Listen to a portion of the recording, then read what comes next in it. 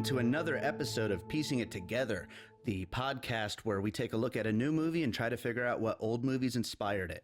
And today we've got a movie that really has a lot of inspirations just right there out in the open. We'll get into that in a minute, though. Before we start the show, I just wanted to, first of all, remind you all to make sure that if you've been enjoying the show, please leave us some feedback, leave a review on iTunes, subscribe to the show wherever it is you listen to it, Apple Podcasts, Pocket Casts, any of those podcast apps, wherever it is you're listening, make sure you subscribe. And also just a little bit of a heads up, I'm actually going to be going on a little trip. I'm going to be the best man in my friend TJ Cross's wedding. You heard TJ actually on the Tomb Raider episode a few episodes ago. But yeah, I'm going to be his best man, so I got to fly across the country. So there may be a little interruption in episodes for a week, but we'll get back on track after the trip for sure. So with that said, today's episode is A Quiet Place. You know, who would have thought that Jim from The Office would come out of nowhere and make one of the freshest, most successful horror movies in years? But that's exactly what we have with this episode's movie, A Quiet Place, co-written and directed by John Krasinski, and starring him and his wife, Emily Blunt. This creature feature is set in the near future after an invasion that has left most of the population dead or in hiding from blind creatures with highly advanced hearing that can hunt and kill anything that makes a sound. The conceit leads to a film in which silence is golden, and somehow, through cinematic trickery, Krasinski has made a movie in which the characters in the movie and the audience has to be totally silent. It's quite the magic trick and makes for a really cool cinematic experience. But we will talk about that as we get into the episode here, which I'm doing with my friend Chad Clinton Freeman, who has been the co-host I've had on the most so far. But this is a movie he was really excited to talk about because of the particular inspirations that he had in mind to discuss. And so I said, let's do it, man. So here we go.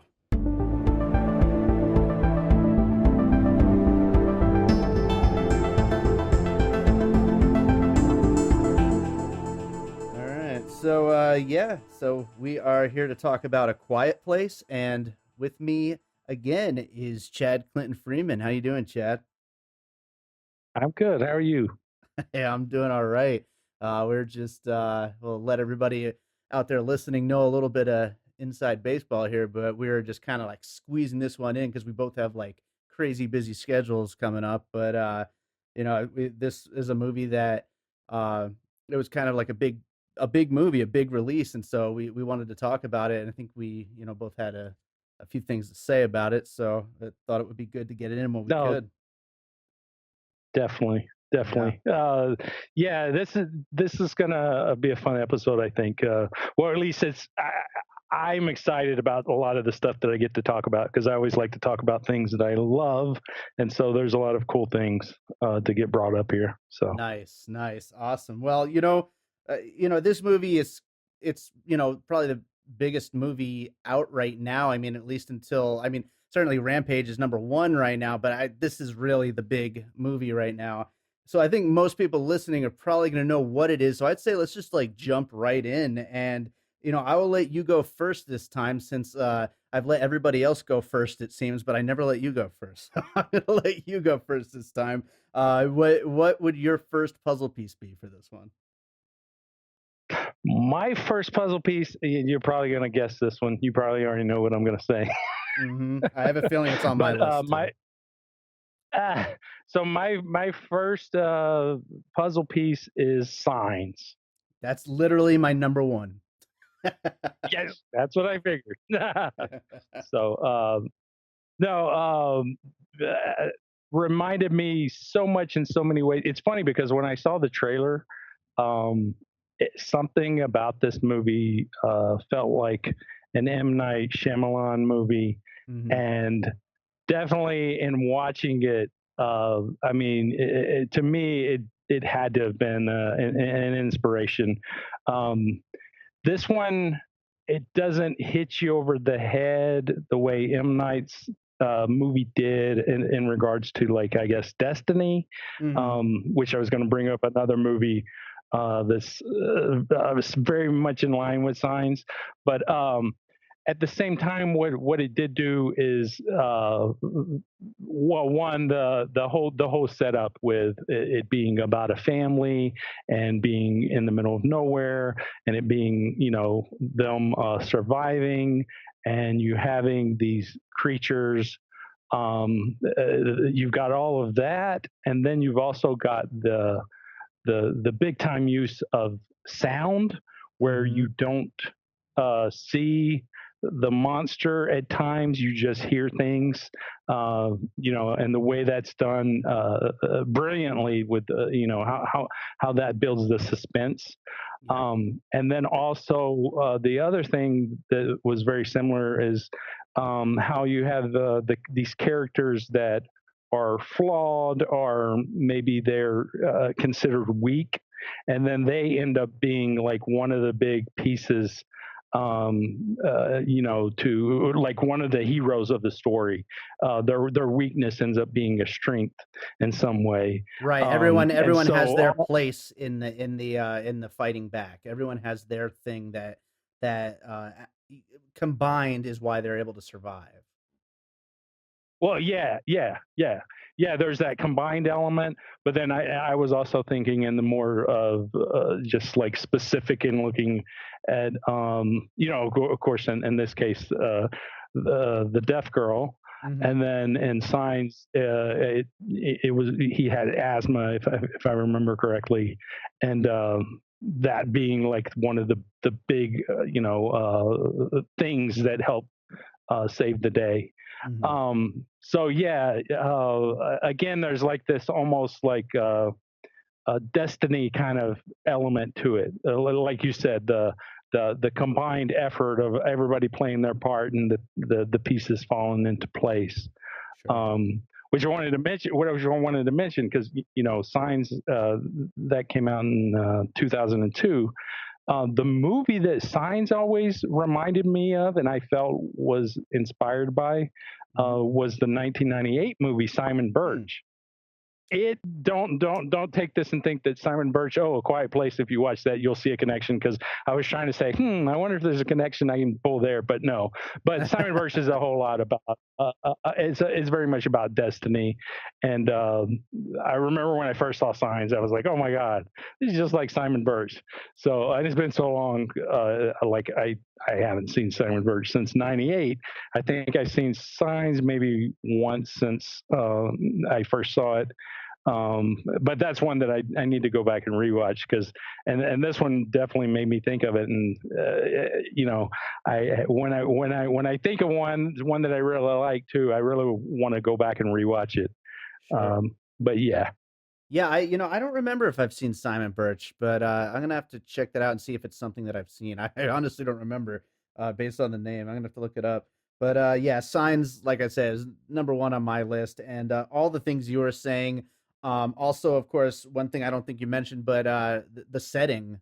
It was very much like Signs. I thought, that house in the middle of nowhere, and just like the cornfields and all that stuff. Um, Yes. Yes. Yes. The corn. yeah.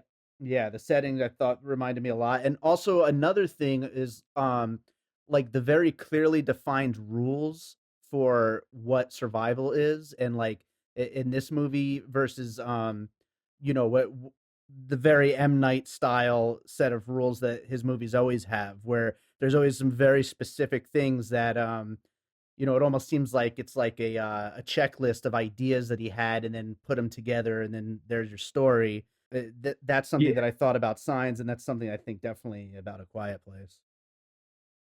Right. Yeah. For sure. Which at the same time, oh, I also thought of The Hmm. Village, but mostly like how you're saying, sort of the rules of how to Yeah, survive, and then also at the same time the primitive yeah, living, you know, that aspect of it, um, totally. Again, this was from the very first trailer. I thought M Night, and then as I watched it, I was like, "Oh, this is totally M Night." So of course I loved it, because he's one of my favorite totally. filmmakers. Yeah, and it had it.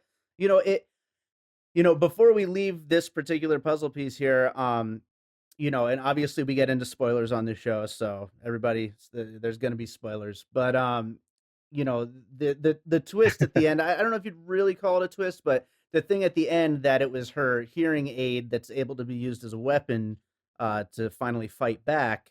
Um, to me seemed like literally in the theater I'm thinking to myself, that is so M. Night Shyamalan that just happened. And Right.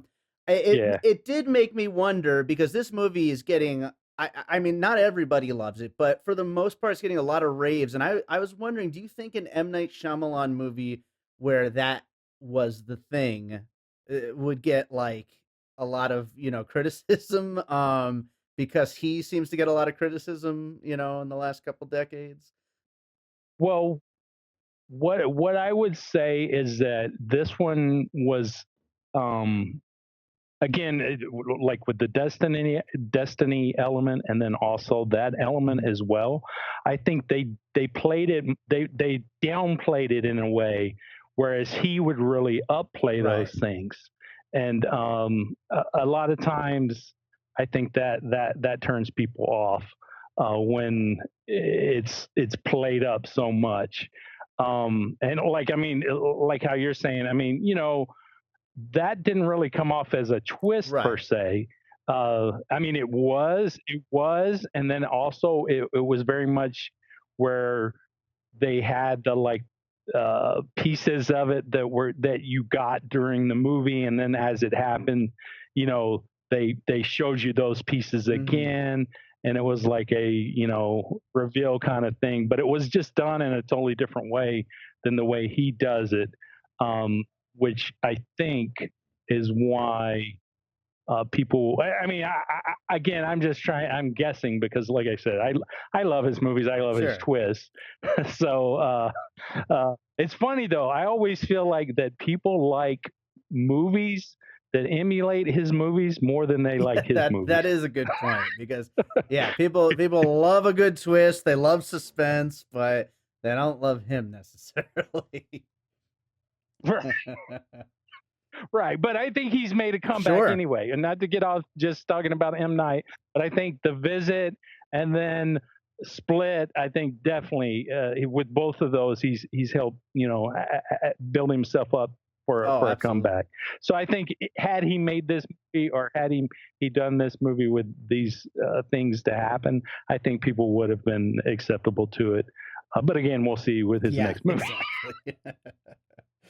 So with that, let's go to my first puzzle piece here, which I think is the other obvious one in the room, which is 10 Cloverfield Lane. Um, it, yeah, Exactly.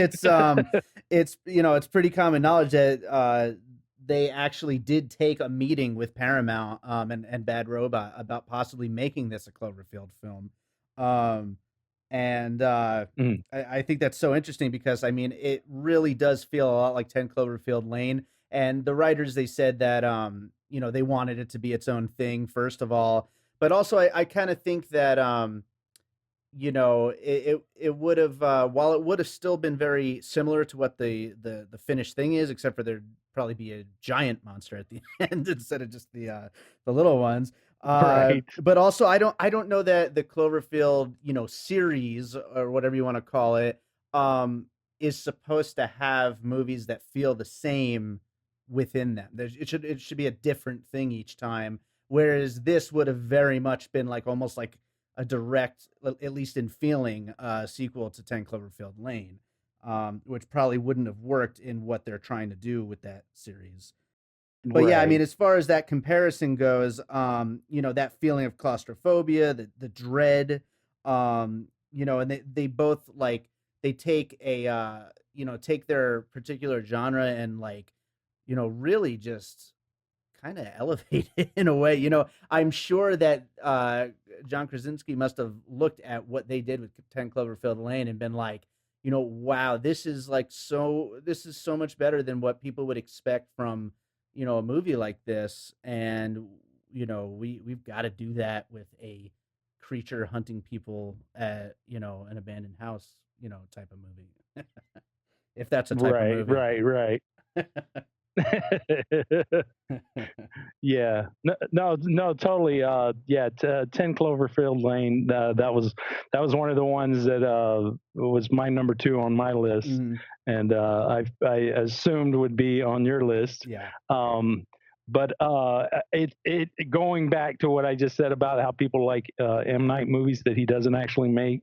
10 Cloverfield Lane was one that to me felt very much like an M Night movie. Sure. Um, and but here's the thing that's funny because I really really liked A Quiet Place. I liked it more than Signs, and I liked it more than 10 Cloverfield Lane. Wow. Those are both great movies that I love, but I really, to me, this one even stepped it up from those. I felt like um, different in a lot of ways, but very similar in a lot of ways as Sure. well. Um, but yeah, before we go too much further, though, one of the things which connects the movies that we're talking about now, and then I noticed this after like I got done with all of my notes, like almost every single movie that I have written down, the all of them are tied together with themes of Mhm. isolation, survival, and they are also as movies unconventional in a way. Right. The other thing that I find interesting because again, um, 10 Cloverfield Lane. One of the things that I remember thinking as an inspiration from it was Alfred Hitchcock, Mhm. and then I mean, obviously, I think Hitchcock is a huge influence on M Night, and I feel that way with this movie as well. A lot of Hitchcock with the just the way suspense is built. Sure. I'm gonna actually So include again, that on the that list, Alfred Hitchcock, just in general, because you're oh absolutely right. His yeah, kind of suspense. yeah, it's like the old style, well, the original style of building a scary movie. More along the lines of the thriller scary movie as opposed to, especially as opposed to the modern day horror Right. um, type scary Which is movie. so much better. It's so much better to just have actual terror than it is to just, have a big scare like, 10 times and that's a movie, you know.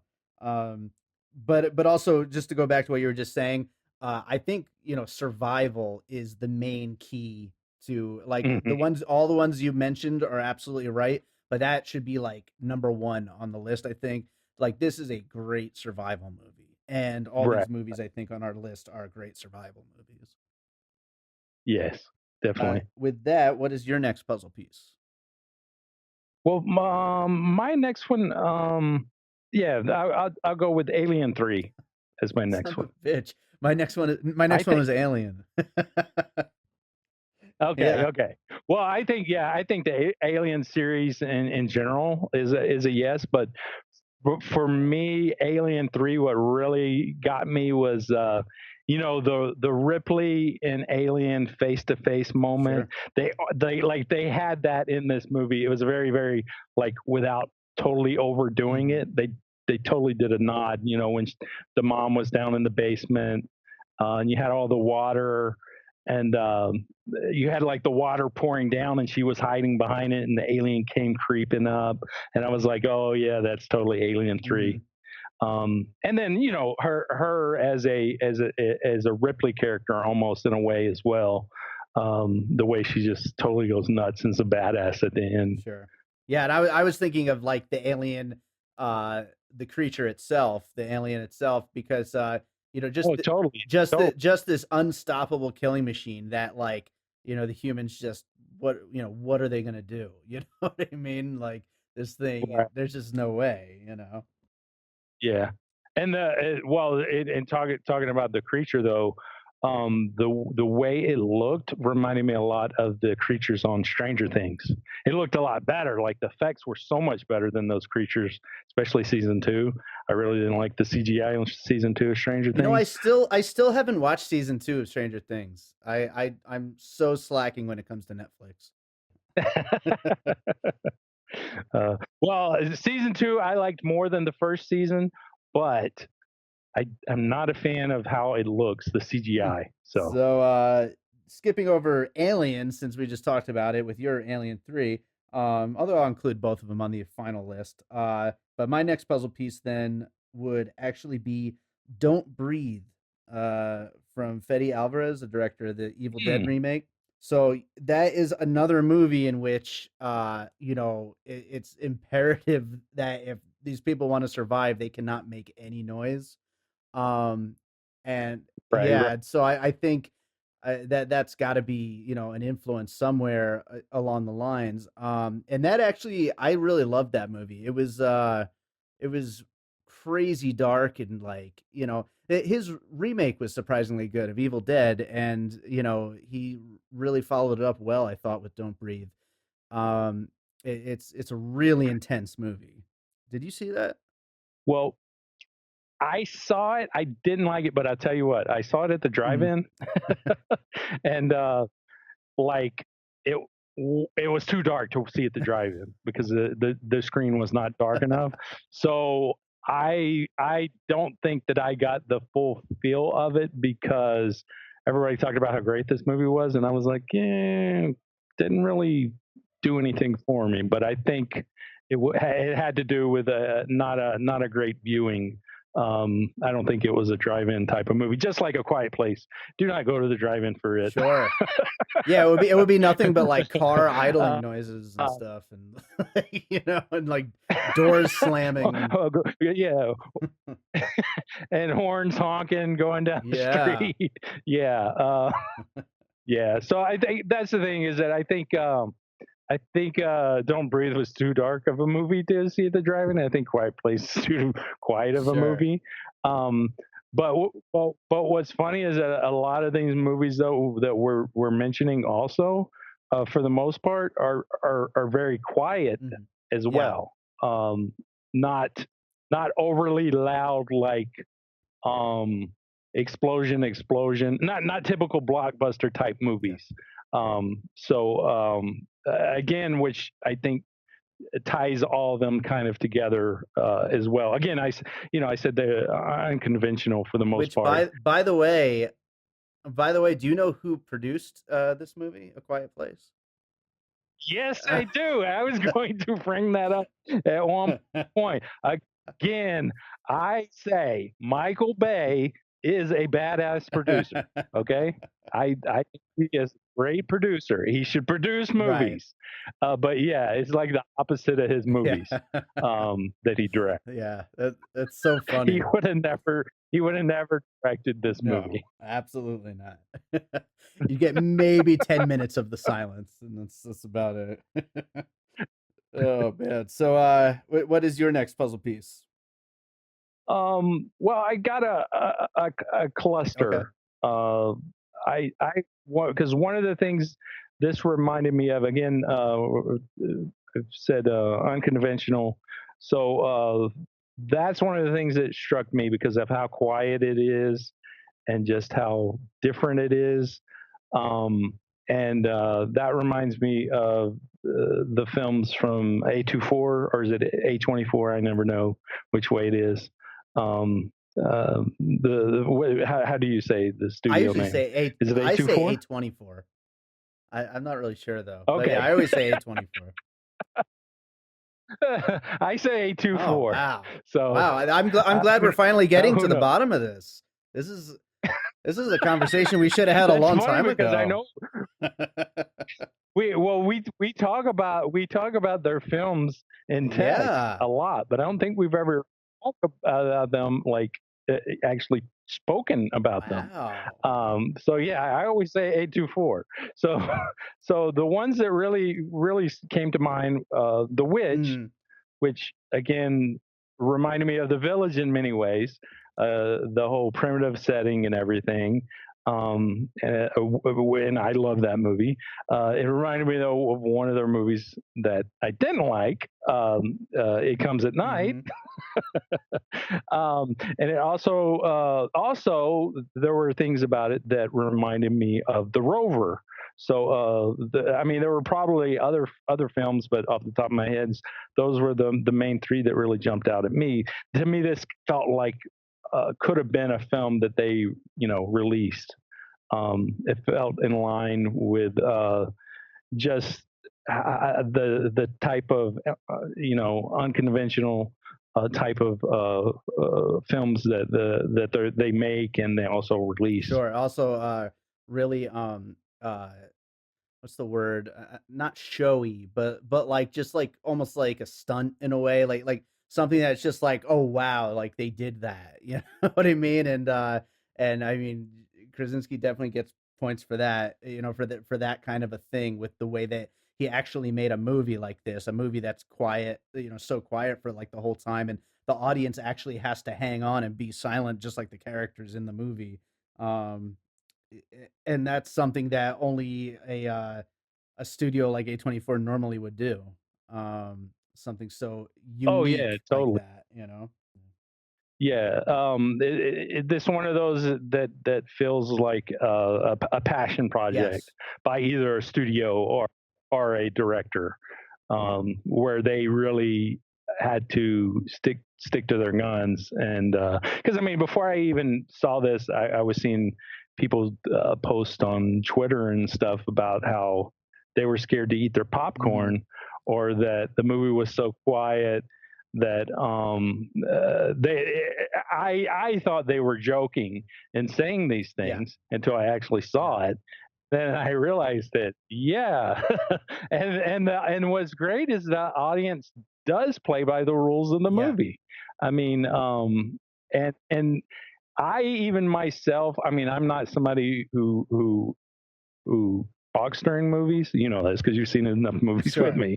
But this was this was one though that I actually found myself like kind of like screaming internally at moments, like somebody would do something and I'd just be like internally saying no, no, no, no, and wanting to scream no. And then like something would happen and I would just be like, oh my Yeah. god. And it would be like, I'm not a person that does those things, but I could feel myself saying these things like internally as things happened in the movie. And that's what, like, it's almost like a participation film where you're actually in the moment of what's happening. Um, and since I mean, I myself, for the most part, am pretty quiet, so I guess I kind of enjoyed being along for the Sure. ride. Yeah, and he's got to get like major props for that. Like I like this. Well, we'll get into it later. We'll skip that for now, um, but yeah, he gets major props for that. Definitely for being Right, able to get the audience on his side like that is pretty wild. Um, right. so yeah, so my next puzzle piece is actually the last one that I have here. And it was funny, well, because I just made my notes today because we were trying to squeeze this episode in, and I couldn't quite think of what movie I was thinking of.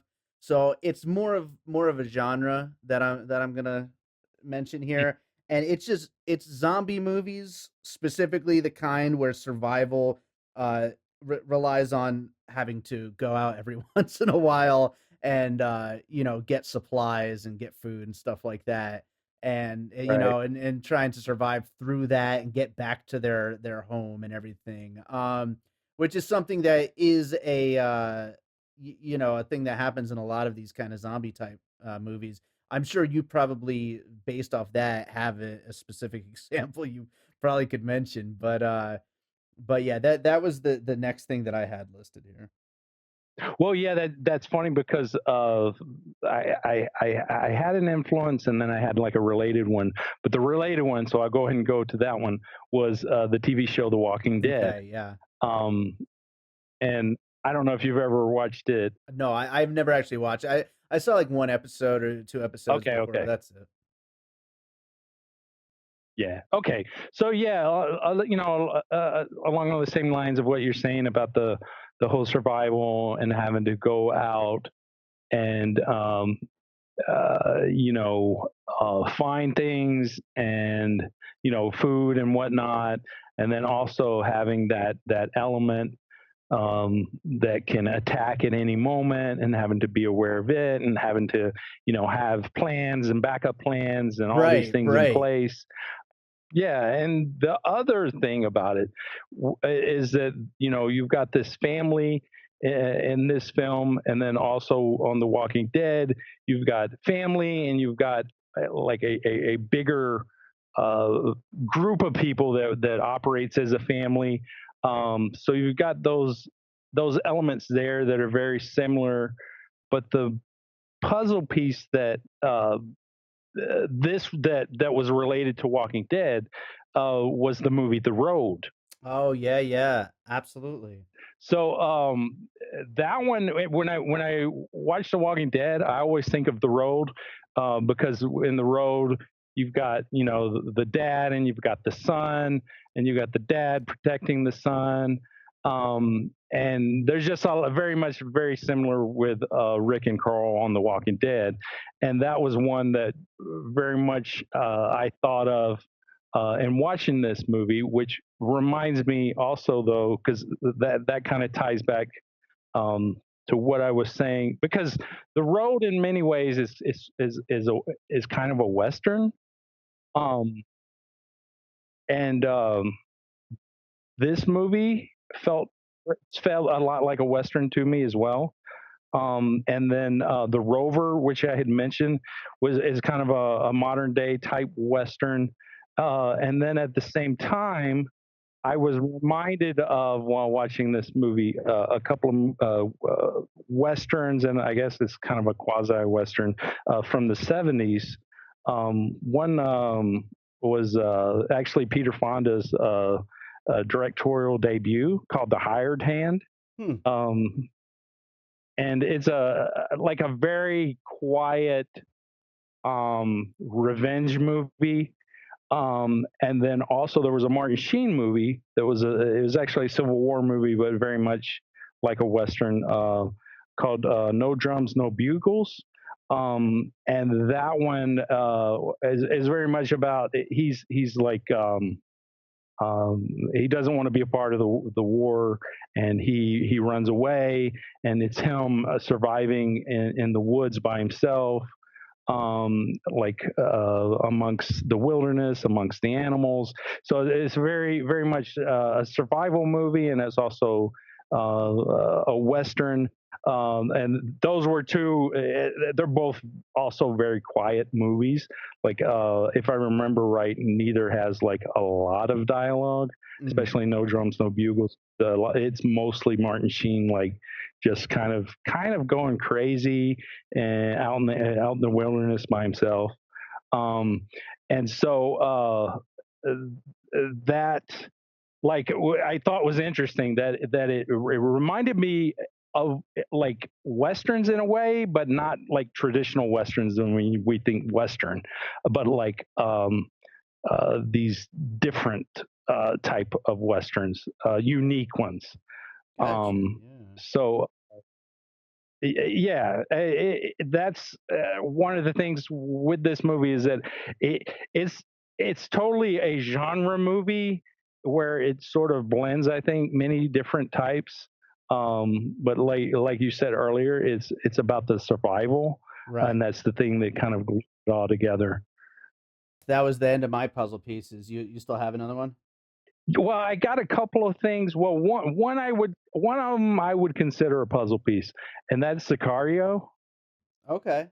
One, because of Emily Blunt being a badass, Yeah, right? but also, but but also the music, um, like there's just something very much like very Sicario about the music that's in this movie. Sure, yeah, Um, definitely. and Sicario is a movie I love. It's a movie that's very intense. That's the thing about this movie is that it's very quiet at times, but it's also a very intense movie. Um, yeah, Sicario. Well, like you said earlier, really great use of sound design as well. In Oh both yeah, both movies, Sicario had great sound design. Oh yeah. Um, also, I just wanted to because I love it, and I don't think we've gotten to mention it yet in the podcast we done. But War for the Planet of the Apes. Oh, nice, nice. You know, because the sign language, the great use of visual, and also you know, not a lot of dialogue. Um, so, and then also at the same time, you've got it's another one. War for the Planet of Apes is pretty much a western. Yeah, Um, definitely. so, so yeah, I think it fits in there. One that Those I poor apes wouldn't would have say, gotten slaughtered though by those aliens. They can't help themselves. They'd be making all these noises and just yeah, yeah, yeah. Caesar would be going around telling them to be quiet, and they just would be all, you know, "Ooh, ooh, ah." Caesar would accidentally be killing them because he would be holding their mouth shut. So, um, oh well. Also, I didn't even think of that until just now it popped in my head. You had the girl that she wasn't deaf, but who couldn't speak. You Oh know, in yeah, War for the Planet of the Apes. Yeah. absolutely. Yeah, So right on. I had one more movie I had wrote down though that I wanted to mention.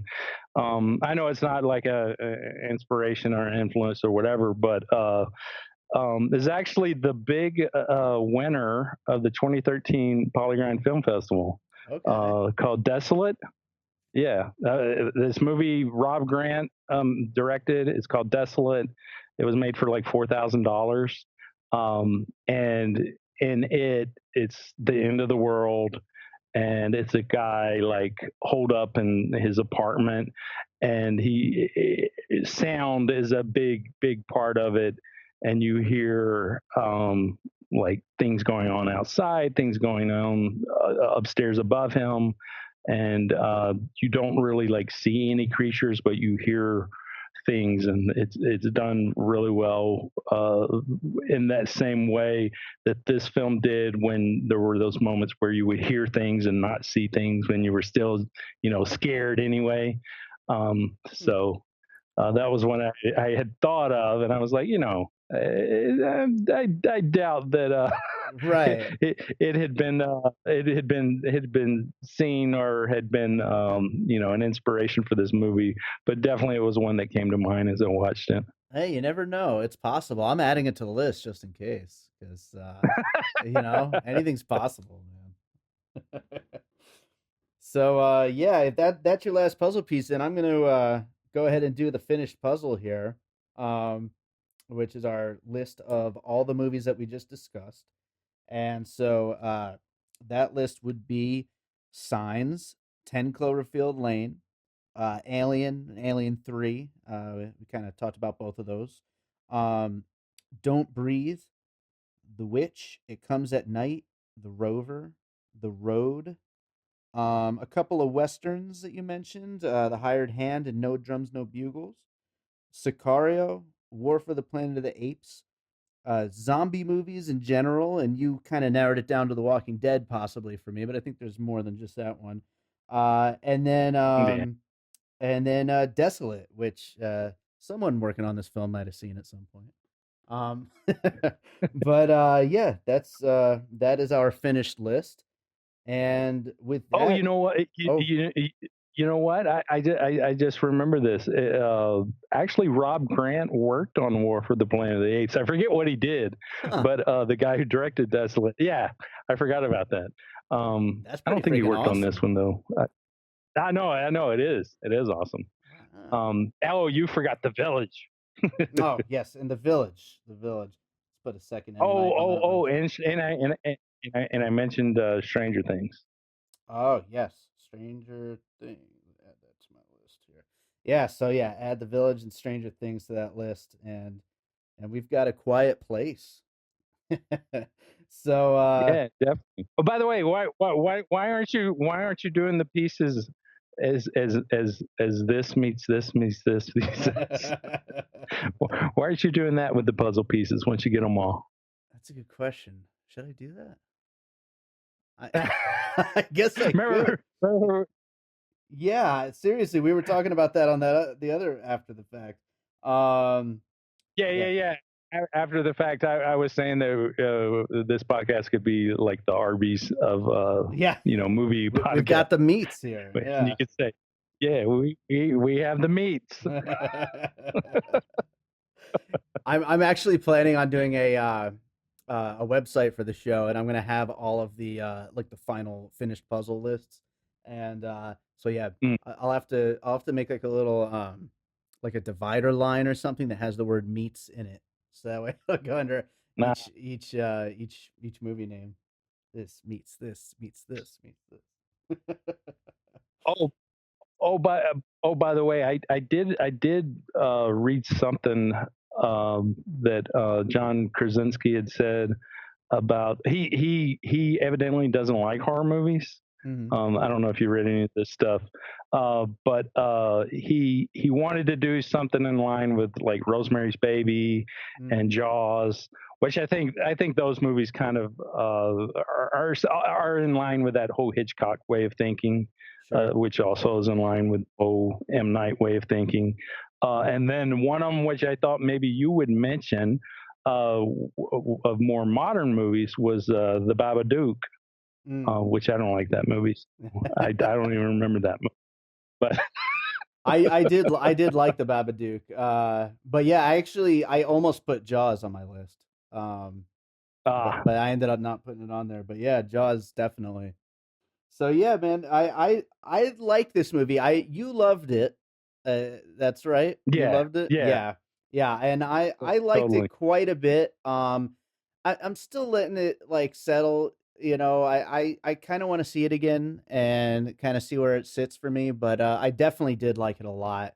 Um, and it's really more than anything, I the fact that he got audiences around the world to actually sit and be quiet for a movie and like for Right. good reason too, like for a reason that it elevates the experience, not just of going to a movie, but for this particular movie it's like it actually makes sense to be quiet, is really quite an accomplishment. And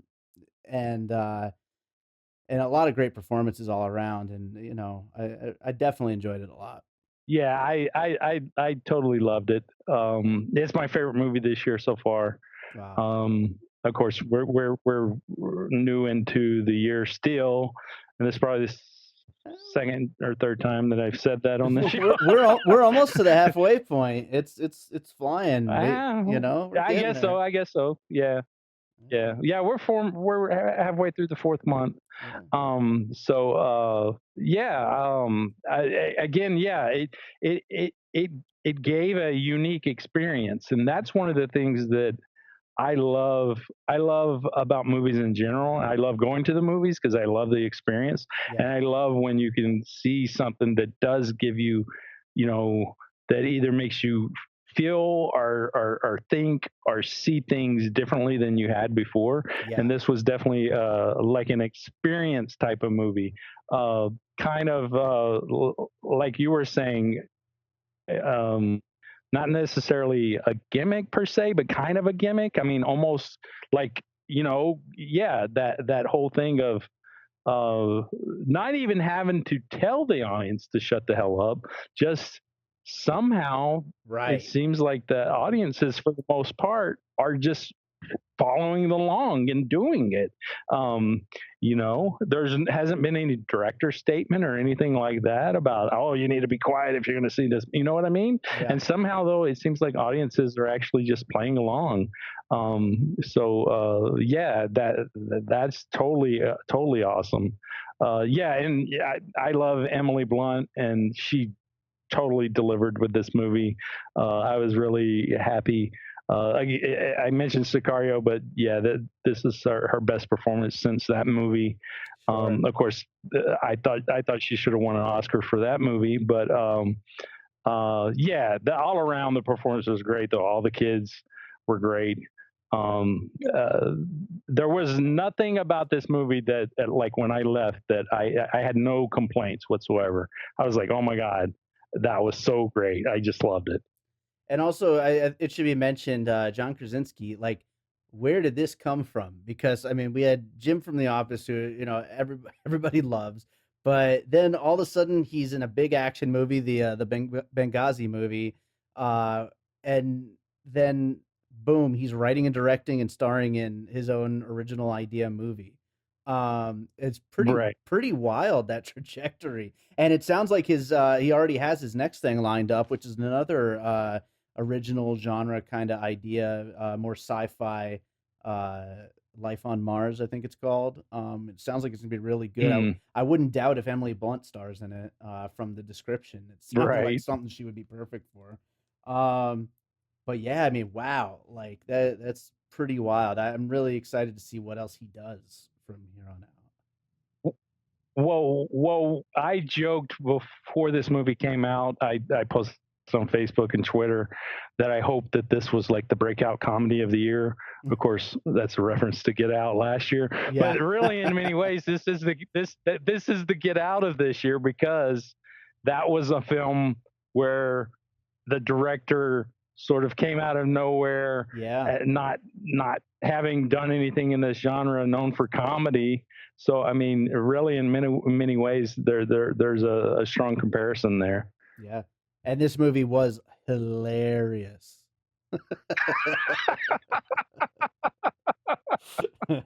Yeah, yeah. I'm curious to see if this is nominated by the Golden Globes Yeah. as a comedy. This is gonna So really we'll be see. pushing the limit of that category. Oh boy.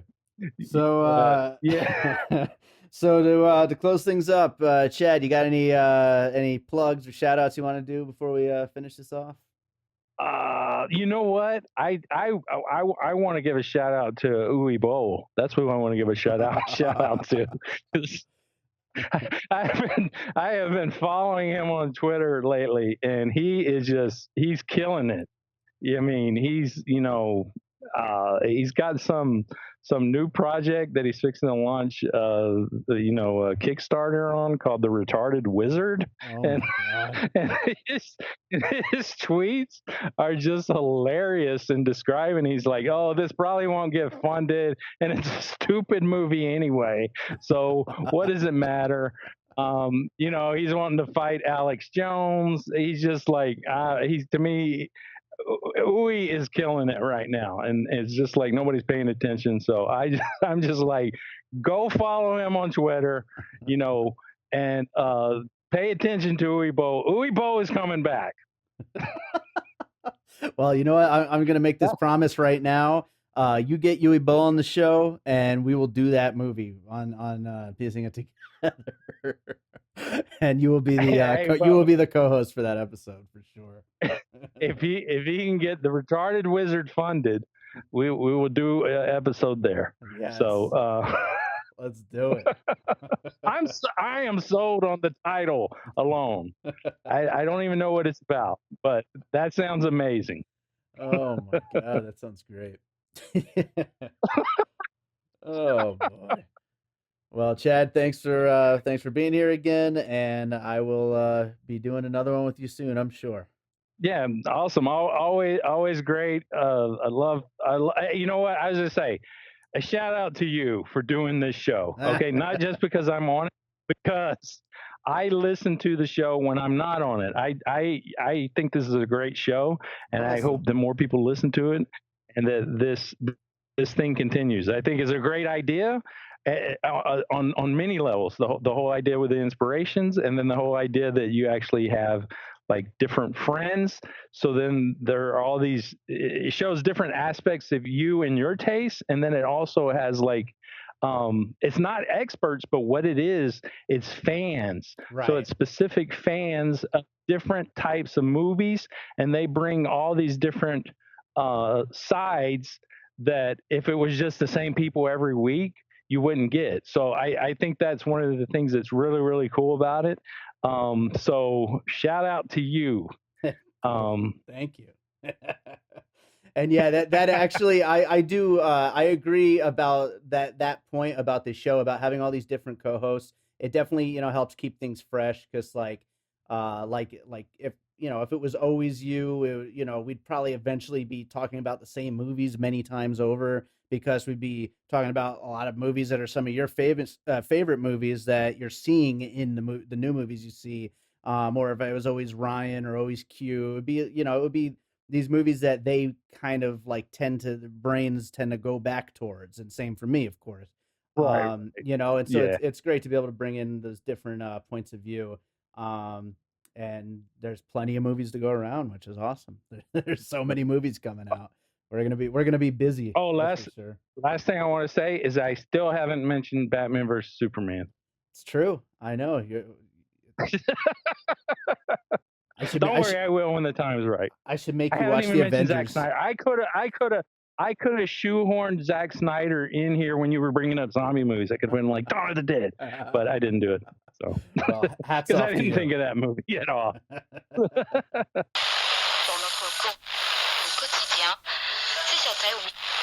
All right, so we are here with Everything's Cloverfield to discuss how A Quiet Place is actually a Cloverfield movie. I'm here with Ryan Darty. How you doing, Ryan? Hey, great to be here. So this is a good one because a lot of, as we know, everything is a Cloverfield. No questions about it. Absolutely. But this movie is much more a Cloverfield than a lot of things are.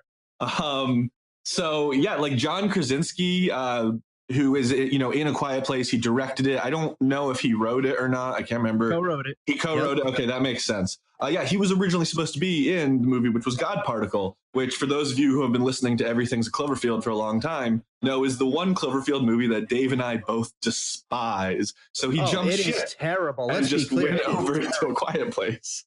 It is a horrible, horrible film filled with actors we sort of like and want to like, and just raises a lot of problems. But the best thing to come out of it probably was John leaving the movie to go make Quiet Place. So. Absolutely. And, I have to assume that during that process of, when you're working on a project, your gears are spinning, even if you're not a writer on the project, little ideas are popping in your head. Oh, what is this going to end up being? And I think little ideas probably led to him writing his own Cloverfield movie, which ended up with what we ended up with A Quiet Place, which has all the telltale signs of a Cloverfield movie.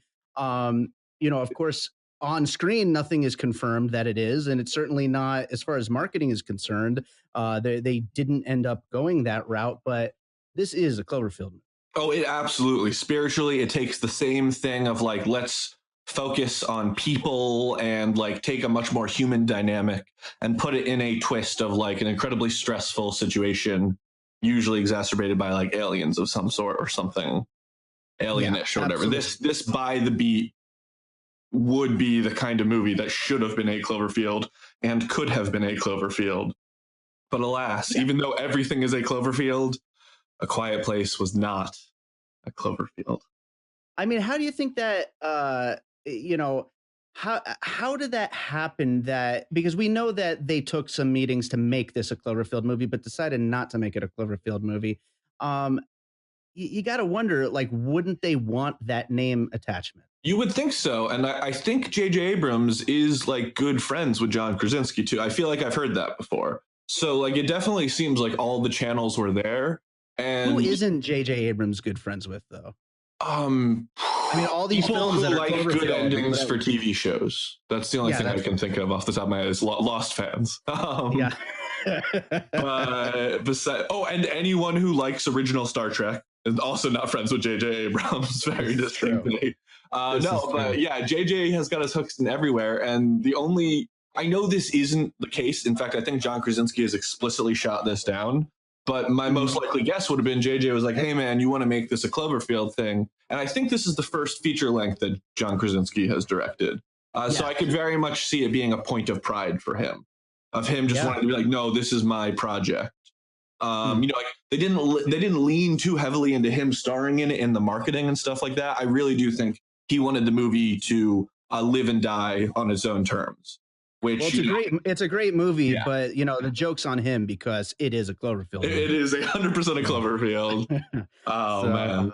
Yeah, so I think that does it for this episode of Everything's Cloverfield. Fantastic. All right. Thanks for everyone for listening. Next week up, what we've got coming on is, I don't know if you've been paying a lot of attention. There's a lot of controversy with the new casting decisions for Mulan.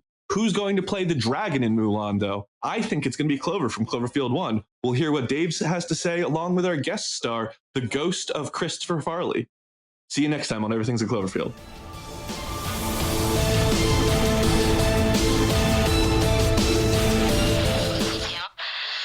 Sorry, folks. I don't know what that was exactly, but that was a great conversation with Chad Clinton Freeman about A Quiet Place. And then there was that weird Everything's Cloverfield thing that just kind of popped in there. I don't know how that got there. But anyway, really great movie. And it is a surprisingly huge hit. And I'm glad it is because it looks like John Krasinski's got an interesting second act career going on right now with he's got another movie coming, and then I guess Quiet Place has been greenlit for a sequel. I don't know if he's going to be involved with it or not, but hopefully. And obviously, spoiler alert, at least in the director's chair. But yeah, it was a really good movie, and it was a great conversation. And that does it for this episode. As usual, please make sure you are subscribed to the show. Make sure to rate and review us.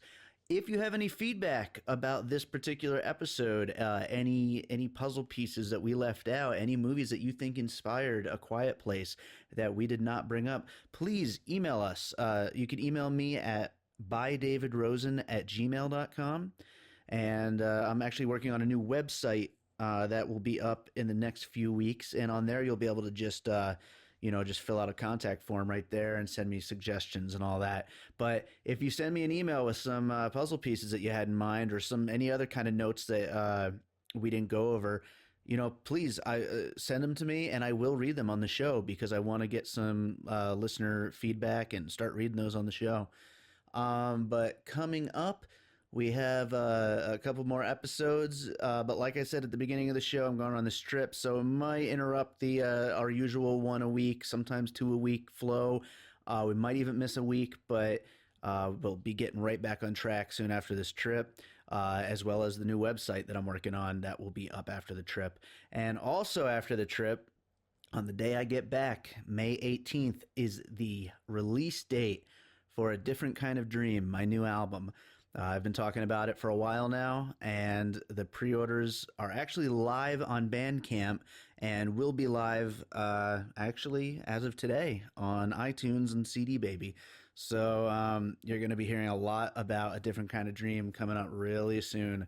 I'm really excited for you guys to hear more about it and to hear the album itself and to check out some of the music videos I got coming from it. But anyway, thanks for listening, and as always, I'm leaving you with a track of my music.